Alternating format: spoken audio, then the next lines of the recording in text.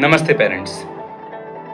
अगर आपका बच्चा बोली हुई बातों को दोहराता है, अगर सवाल किए जाने पर आपका बच्चा सवालों को दोबारा बोल देता है या अचानक से बच्चा कोई भी पोएम, राइम, सॉन्ग्स या कुछ भी एडवर्टाइज़मेंट कुछ भी बोलने लगता है, गाने लगता है, गुनगुनाने लगता है, तो पेरेंट्स ये वीडियो आपके लिए ही है। मैं इस वीडियो में आपको समझाऊँगा कि इकोलिलिया क्या होता है, इकोलिलिया कितने तरह के होते हैं, इकोलिलिया क्यों होता है और लास्ट में कि इकोलिलिया से हम फंक्शनल स्पीच की तरफ कैसे जा सकते हैं। सो फर्स्ट थिंग इज़ कि इकोलिलिया होता क्या है? तो पेरेंट्स आपको पहले समझना पड़ेगा कि इकोलिलिया क्या होता है। इकोलिलिया वो इनवॉलंटरी बिहेवियर है जिसमें बच्चा अपने आप ही स्पीच को बोलता है। अब ये बोलने के पैटर्न्स अलग-अलग हो सकते हैं, उसके बेसिस पे हम इकोलिलिया का डिवीज़न करते हैं।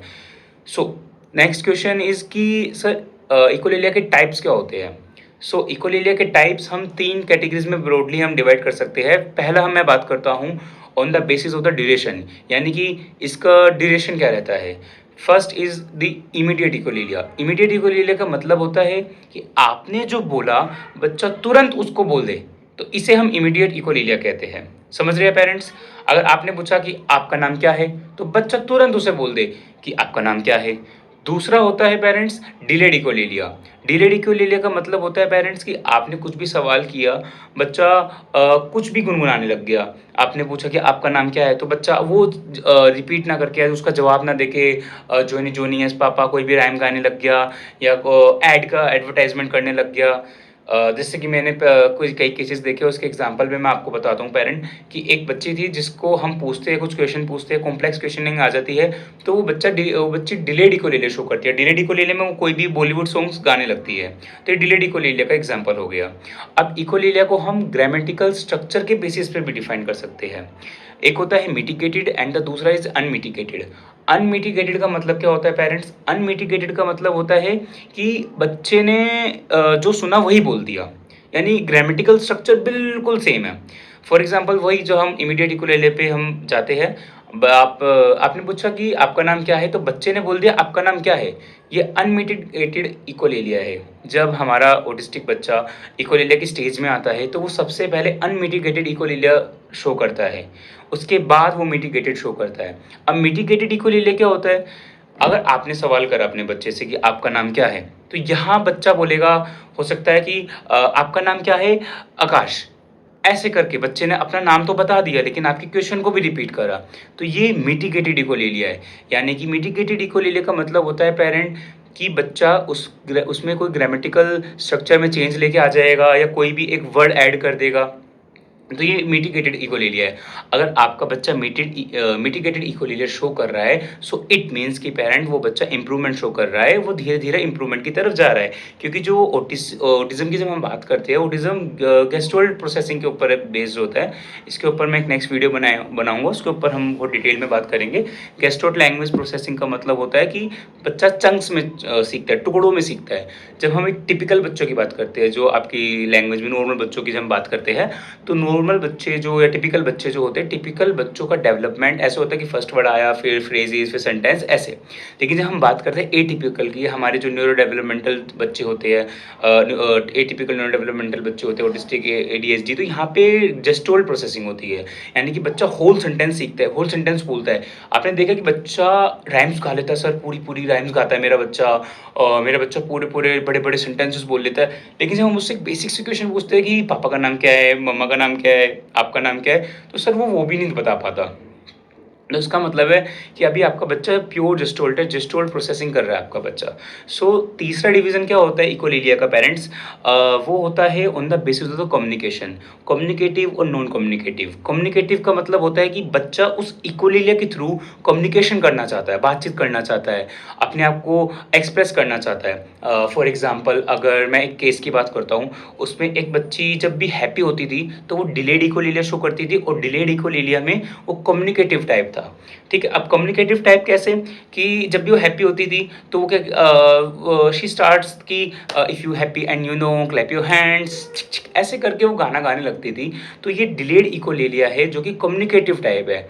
वो अपने हैप्पीनेस को या अपने उस फीलिंग को एक्सप्रेस करने के लिए वो इस तरीके का बिहेवियर करती थी। और नॉन कम्युनिकेटिव होता है कि पेरेंट्स आपको नहीं पता कि मेरा बच्चा क्यों कर रहा है और रीज़न क्या है, तो दैट्स अ नॉन कम्युनिकेटिव। वो हो सकता है स्टिमुलेटिंग बिहेवियर हो, यानी अपने आप को शांत करने के लिए होता हो, ठीक है। सो पेरेंट्स, अब हम बात करते हैं इकोलिलिया होता क्यों है। इकोलिलिया होने के 4 मेजर कारण हो सकते हैं। पहला is attention seeking behaviour, attention लेने के लिए बच्चा इकोलिलिया कर सकता है। हो सकता है कि आपने कभी बच्चे को धमकाया हो या कुछ कहा हो, तो उस समय इकोलिलिया कर सकता है बच्चा अटेंशन सीकिंग बिहेवियर के लिए। सेकंड इज़ अवॉइडेंस, बच्चा कोई पर्टिकुलर एक्टिविटी, पर्टिकुलर टास्क नहीं करना चाहता, तो उस समय बच्चा नर्वसनेस में, एंजाइटी में आके इकोलिलिया कर सकता है। फॉर एग्जांपल, आपने कोई बहुत कॉम्प्लेक्स सेंटेंस दे दिया बच्चे को कि बाहर बारिश हो रही है और हम छाता लेकर नहीं गए तो हमारे साथ क्या होगा। अब बच्चे के लिए बहुत कॉम्प्लेक्स हो गए समझना, तो उस समय बच्चा बहुत ज़्यादा इकोलिलिया शो करेगा। उस समय बच्चा जो इकोलिलिया शो करेगा, ये डिलेड भी कर सकता है, अनमिटिगेटेड भी कर सकता है, मिटिगेटेड भी कर सकता है, depend on the child profile कि बच्चे की क्या प्रोफाइल है। तो उस हिसाब से इकोलिलिया के वेरिएशन बदलता रहता है। आपको ये देखना पड़ेगा कि आप ज़्यादा कॉम्प्लेक्स ना पूछें अपने बच्चे से। थर्ड वन इज़ कि सेंसरी सीकिंग, यानी सेंसरी सीकिंग है बच्चे का बिहेवियर। सेंसरी सीकिंग बिहेवियर जो बच्चे का होता है, उसमें आपको एग्जैक्ट नहीं पता होता कि बच्चा इकोलिलिया क्यों कर रहा है, कि क्या कारण है मेरा बच्चा इकोलिलिया कर रहा है। कि फॉर एग्जांपल सडनली बैठा बच्चा इकोलिलिया करने लग गया, तो सेल्फ स्टिमुलेटिंग बिहेवियर होता है अपने आप को शांत करने का। जैसे आपने देखा है कुछ कुछ लोग ऐसे रिंग घुमाते हैं, ऐसे अपना पैरों को नोट करते हैं, ऐसे ऐसे ऐसे ऐसे ऐसे चुटकी, कुछ भी लोग अपनी स्किन को पिकर करते हैं या कुछ भी ऐसे ऐसे ऐसे करते हैं, तो ये सेल्फ स्टिमुलेटिंग बिहेवियर होता है। तो वैसे ही सेम ऑटिस्टिक बच्चा भी अपने आप को सेल्फ स्टिमुलेट करने के लिए बिहेवियर करता है। And the last one is requesting, कुछ रिक्वेस्ट करने के लिए, कुछ मांगने के लिए। हो सकता है हमारे बच्चे के पास पर्टिकुलर वर्ड्स नहीं है, फ्रेज नहीं है, तो उस समय बच्चा रिक्वेस्ट करने के लिए इकोलिलिया का सहारा लेता है। सो पेरेंट्स अब बात करते हैं कि इकोलिलिया तो है सर हमारे बच्चे को, तो इकोलिलिया को हम कैसे फंक्शनल स्पीच में ला सकते हैं। मोस्ट इंपॉर्टेंट टॉपिक जो आप इस वीडियो में देखोगे कि इकोलिलिया को फंक्शनल स्पीच में लाने का सबसे बेस्ट वे है होता है सर, दो अप्रोच मैं आपको बताऊंगा, दो अप्रोच।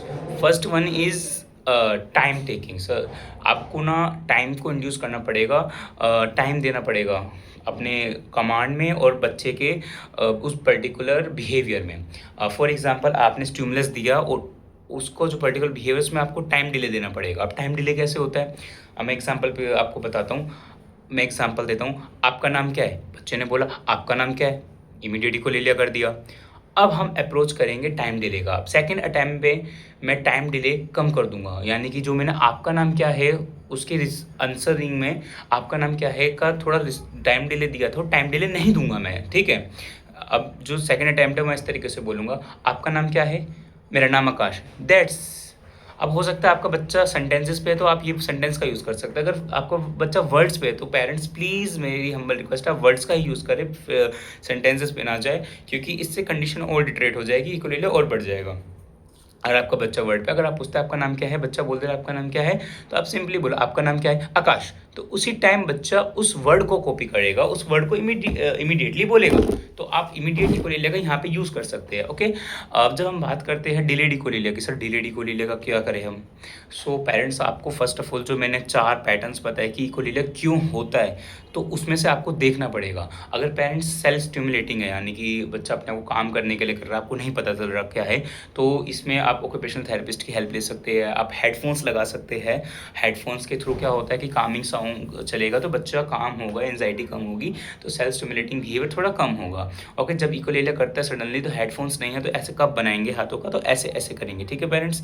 इससे जो डिफरेंस होता है, अकोस्टिक डिफरेंस होता है, आवाज़ का हेर बदल होता है, तो उससे थोड़ा बच्चा शांत हो जाता है, काम हो जाता है। और अगर अब हम बात करते हैं कि सर हमारा बच्चे थोड़ा वर्बल है, बहुत सिंपल सेंटेंसेस पे है, तो उस समय क्या करेंगे।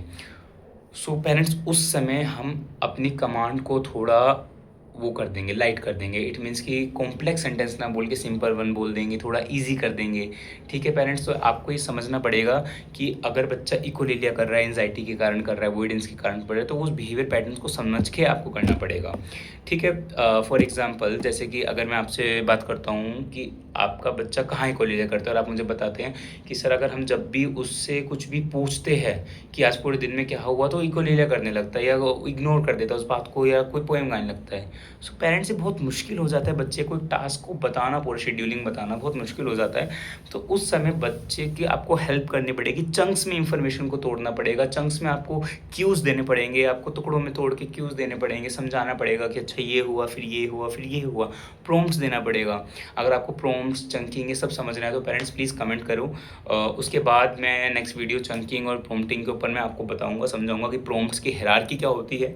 जब हम ऑटिस्टिक बच्चों के साथ, अपने बच्चों के साथ काम करते हैं तो हम प्रॉम्प्ट्स की हायरार्की क्या लेके चलते हैं और चंक्स में कैसे हम इन्फॉर्मेशन को तोड़ सकते हैं। तो पेरेंट्स मोस्ट इंपॉर्टेंट ये वीडियो हो सकती है आपके लिए, तो आप कमेंट करो तो इसके बारे में मुझे बताओ। और अगर आपका बच्चा इक्वलीले कर रहा है और इसमें से आप टेक्निक्स ये सब लगा रहे हैं टेक्निक्स और उसके बावजूद भी कुछ इंप्रूवमेंट नहीं आ रहा है, सो प्लीज़ अपने एसएलपी के साथ कंसल्ट करो। और इवन तो इस वीडियो के ऊपर आप पूरा डिपेंड नहीं हो सकते, आपको अपने एसएलपी के नियरेस्ट एसएलपी सेंटर के पास जाके जाना पड़ेगा और उस एसएलपी से डिस्कस करना पड़ेगा, क्योंकि हर एक इंडिविजुअल बच्चे की जो प्रोफाइल होती है पेरेंट, वो बिल्कुल अलग होती है। अगर आपको कोई भी डाउट होता है, अगर आपको ये है कि सर हम डायरेक्टली नहीं बात कर पाते एसएलपी से, एसएलपी बहुत दूर है, सो मेरा व्हाट्सअप नंबर वीडियो डिस्क्रिप्शन में दे रखा है और हमारा जीमेल भी दे रखा है। अगर आपको कोई भी डाउट है तो प्लीज़ डेफिनेटली आप पूछ सकते हैं उस व्हाट्सअप नंबर पे, जीमेल पे, कमेंट बॉक्स में, जैसा भी आपको लगता है आप उसमें हमसे कॉन्टैक्ट कीजिए और हमसे पूछिए और हम फ्री ऑफ कॉस्ट आपकी हेल्प करेंगे और जितना हमसे हो सकता है हम आपके लिए बेस्ट से बेस्ट वीडियो बनाएंगे और बेस्ट से बेस्ट आपको सोल्यूशन लेके देंगे, क्योंकि हमारा सिंपल सी अप्रोच है, चाइल्ड डायरेक्टेड अप्रोच हम यूज़ करते हैं।